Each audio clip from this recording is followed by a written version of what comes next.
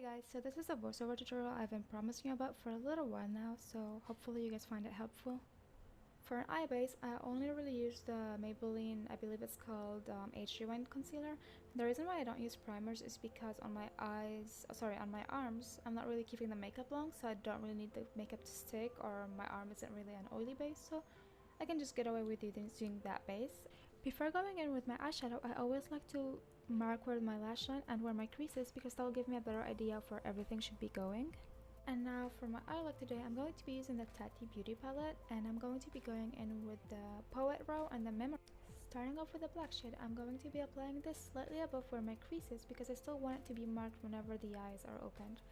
I'm going to be taking my time and just like tapping it in the beginning, and then I'm going to be moving it around to where I want the color to be. Don't worry about going into your lid area because we're going to be cleaning this up later on. Just worry about getting like the density and the opacity you want on this first shade before moving forward with the next colors and like cleaning everything up. When it comes to the outer corner, I always like to end the eye looking with like an inverted V because that gives the illusion of like a more elongated eye, which is what I tend to like. After getting the shape I like, I often like to go a little bit more and smudge it from the top just so it's not like a harsh line, so then I can blend the next color in with it.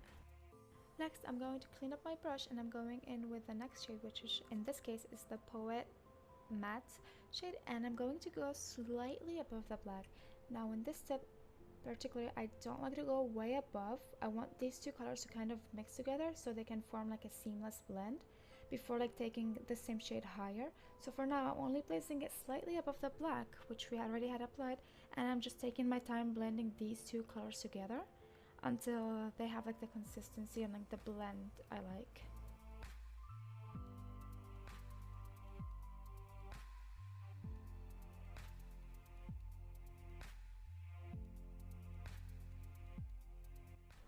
Once I'm happy with how that blended together, I'm going to take the Morphe M213 brush and I'm going to go in above that previous color and blending it out further.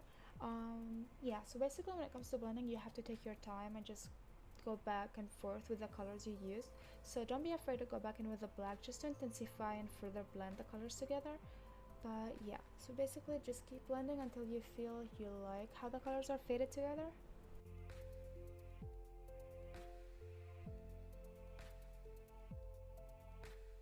Once I'm done blending, I'm going in with my micellar water on a flat concealer brush. I got this brush off of Amazon, and I'm going to be cleaning up the excess. I like to clean the excess shadow with the micellar water before going in with the concealer because this prevents any type of muddiness coming across like your concealer, because I'm going to be applying a wet one.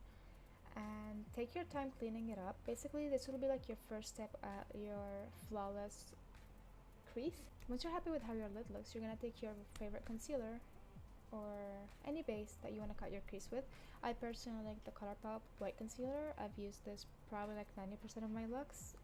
It's a pretty nice concealer. It dries down pretty quickly and you still have time to work with it. But yeah, because we had already cleaned our lid and with the micellar water, applying the concealer is going to be easy work from here because we already have the shape we want to follow. Taking the same black shade from this palette, I'm going to be lining my lash line and connecting it out with my outer corner using an angled brush from Morphe. Now going in with the metallic shade in Poet, I'm going to apply this all over my lid wherever I had the white concealer on. If you see like the specks flying around, you can just take a fan brush and just brush it out. Brush it downwards if you're doing it on your arm so you don't get it on your eyebrows and the rest of your look. And now for the final step, I just applied glitter all over my lid. Basically, for this look, I really wanted to go all out on the glitter. For the brows, I usually just like to do two straight lines. Well, kind of straight lines. I like to curve them from the brows. Don't worry if they don't come out that straight, because after I apply those lines, I like to go clean up my brush and then go in and blend them all inwards so the nose looks more thin, I guess, like, you know, the usual contour nose. And this is the finished look pretty much. Hope you guys like it and let me know what you want to see in my next video.